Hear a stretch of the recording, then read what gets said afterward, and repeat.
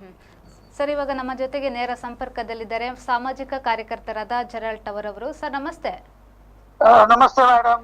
Sir, ಏನು ಮಂಗಳೂರು ನಗರದಲ್ಲಿ ಕಸ ವಿಂಗಡಣೆಯ ಹೊಸ ನಿಯಮ ಬಂದಿದೆ. ಅಂದ್ರೆ ಏಪ್ರಿಲ್ 1ರಿಂದಲೇ ಈ ನಿಯಮ ಜಾರಿಗೆ ಬಂದಿರುವಂತದ್ದು. ಅಂದ್ರೆ 4 ಬಗೆಯ ಕಸವನ್ನ ವಿಂಗಡಿಸಬೇಕು ಎಂಬ ನಿಯಮ ಇದೆ ಸರ್. ಈ ಬಗ್ಗೆ ಏನು ಹೇಳ್ತೀರಾ?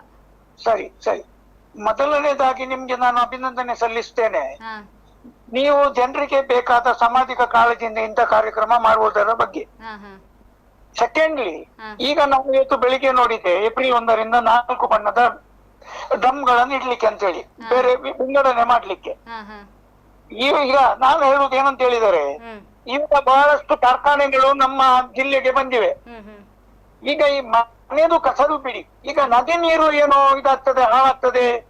ಅದು ಯಾವುದರಿಂದ ಈ ಕೆಮಿಕಲ್ಸ್ ಎಲ್ಲ ನೀರಿಗೆ ಬಂದು, ಅದು ಗುಂಪುರ ನದಿ ಆಗಿರ್ಬೋದು, ನಮ್ಮ ನೇತ್ರಾವತಿ ಆಗಿರ್ಬೋದು, ಹಾ ಹಾ ಜಾಸ್ತಿ ಈ ಕಾರ್ಖಾನೆಗಳು ನಮ್ಮ ಜಿಲ್ಲೆಗೆ ಪ್ರವೇಶ ಆಗಲು ಕಾರಣ ಏನ್ ಹೇಳಿದರೆ, ಹ್ಮ್ ಅವರ ವಿಷವನ್ನೆಲ್ಲ ನದಿಗೆ ಬಿಡ್ಬೋದು ಅಂತೇಳಿ ಇಲ್ಲಿ ಬಂದದ್ದು. ಹಾ ಆವಾಗ ನಮ್ಮ ರಾಜಕಾರಣಿಗಳು ಮಲಗಿದ್ದಾರೆ. ಹ್ಮ್ ಈಗ ಈ ಬಣ್ಣದ 4 ಡ್ರಮ್ಗಳಿಗಿಂತ ಹ್ಮ್ ಇವರ ಲಂಚದ ಡ್ರಮ್ ಇವಾಗಲೇ ಅದು ತುಂಬಿ ಹೋಗಿದೆ. ಹ್ಮ್ ಈ ಅಧಿಕಾರಿಗಳಿಗೆ ಆಗಿರ್ಬೋದು ಅಥವಾ ನಮ್ಮ ಚುನಾಯಿತ ಪ್ರತಿನಿಧಿಗಳಿಗೆ ಆಗಿರ್ಬೋದು, ಹಾ ಹಾ ಅವರ ಲಂಚದ ಡ್ರಮ್ ಇವಾಗ ತುಂಬಿ ಹೋಗಿದೆ. ಹ್ಮ್ ಹ್ಮ್ ಮತ್ತೊಂದು ನಾನು ಹೇಳ್ತೇನೆ, ಈಗ ಇಷ್ಟು ವಾಹನಗಳಿವೆ. ಹಾ ಮೊನ್ನೆ ಬ್ಯಾಟ್ರಿ ವಾಹನ ಮತ್ತು ಏನಾಮಂತು ಎಲ್ಲ ಕಮಿಷನ್ ನಿಂದ ಹಾ ಹಾ ಬ್ಯಾಟ್ರಿ ವಾಹನ ಯೂಸೇ ಮಾಡಿಲ್ಲ, ಉಪಯೋಗ ಮಾಡಿಲ್ಲ. ಹ್ಮ್ ಹ್ಮ್ ಈಗ ಕಸ ಕೊಂಡೋಗುವ ಲಾರಿಗಳು ಬರ್ತವೆ. ಹ್ಮ್ ಈ ಶಾಲೆ ಮಕ್ಕಳಿಗೆ ಶಾಲೆಗೆ ಹೋಗುವಾಗ ಬರುವಾಗ ರಸ್ತೆಯಲ್ಲಿ ಹಾ ಅಥವಾ ಒಂದು ಮದುವೆ ಹಾಲ್ ಹತ್ರ ಹೊರಗಡೆ ನಿಲ್ತದೆ. ಹ್ಮ್ ಅದರ ಪರಿಮಳ ಡೆಲ್ಲಿ ತನಕ ಮುಟ್ತದೆ.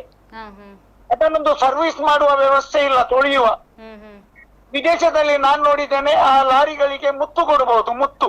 ಹ್ಮ್ ನಾವು ಸಣ್ಣ ಮಕ್ಕಳನ್ನು ಹರಂಟಿ ಹಿಡಿದು ಒಂದು ಮುತ್ತು ಕೊಡ್ತೇವೆ, ಹ್ಮ್ ಹ್ಮ್ ಹಾಗೇನೆ ಅಲ್ಲಿಯ ಲಾರಿಗಳಿಗೆ ಮುತ್ತು ಕೊಡಬಹುದು ನಾವು, ಅಷ್ಟು ಕ್ಲೀನ್. ಹಾ ಹಾ ಇಲ್ಲಿ ಲಾರಿ ನಿಂತರೆ ಅರ್ಧ ಕಿಲೋಮೀಟರ್ ದೂರ ನಡಿಬೇಕಾಗ್ತದೆ, ಅಂದ್ರೆ ಅದನ್ನು ಸಹಿಸಲು ಸಾಧ್ಯ ಇಲ್ಲ. ಹ್ಮ್ ಹ್ಮ್ ಸೆಕೆಂಡ್, ಬಿಸಿ ಆಗದೆ ಬೆಣ್ಣೆ ಕರಗುದು ಎಂಬ ಗಾದೆ ಇದೆ. ಹ್ಮ್ ನಾನು ಯಾವಾಗಲೇನೆ ಟಿವಿ ಮಾಧ್ಯಮಗಳಿಗೂ ಹಾಗೂ ನನ್ನ ಸಾಮಾಜಿಕ ಜಾಲತಾಣದಲ್ಲಿ ಹಾಕಿದ್ದೇನೆ. ಹಾ ಹಾ ಹೇಗೆ ಹೆಲ್ಮೆಟ್ ಗೆ ಫೈನ್ ಹಾಕ್ತಾರೆ, ಅದೇ ರೀತಿಯಲ್ಲಿ ಹ್ಮ್ ಇದನ್ನು ಬಿಸಾಡುವವರಿಗೆ ಫೈನ್ ಹಾಕ್ಬೇಕು. ಹ್ಮ್ ಹ್ಮ್ 40, 25 ಲಕ್ಷ, 50 ಲಕ್ಷದ್ದು ಸಿಸಿ ಕ್ಯಾಮೆರಾ ಹಾಕಿದ್ದಾರೆ. ಹ್ಮ್ ಹ್ಮ್ ಕಾರಲ್ಲಿ ಬಂದು ಗೋಣಿಯಲ್ಲಿ ಕಸ ಬಿಸಾಡಿ ಹೋಗುವಾಗ ಇವರಿಗೆ ಕಾಣುದಿಲ್ವಾ? ಅದೇ.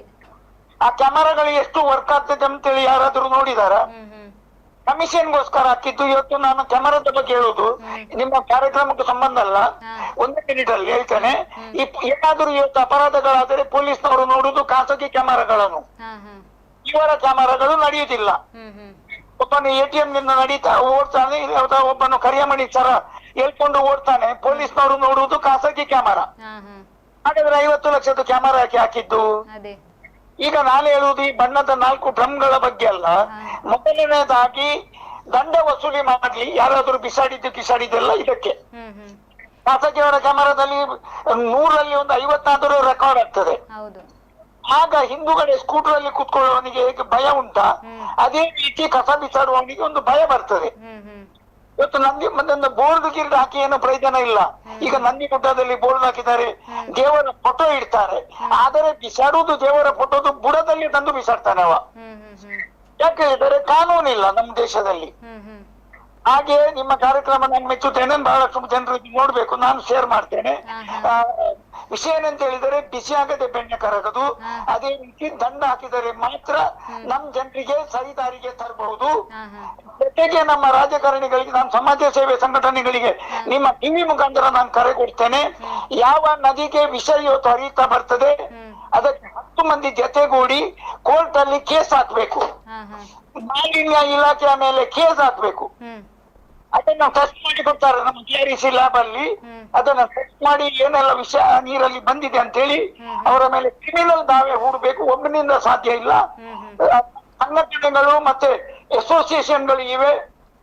ಪಾಪ CPM ನವರು, DYFI ನವರು ಇಡೀ ಜಿಲ್ಲೆಯಲ್ಲಿ ಪ್ರಕಟಣೆ ಮಾಡುದು ಅವರೇ.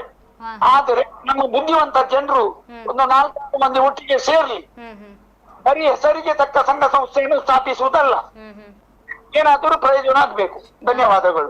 Thank you sir.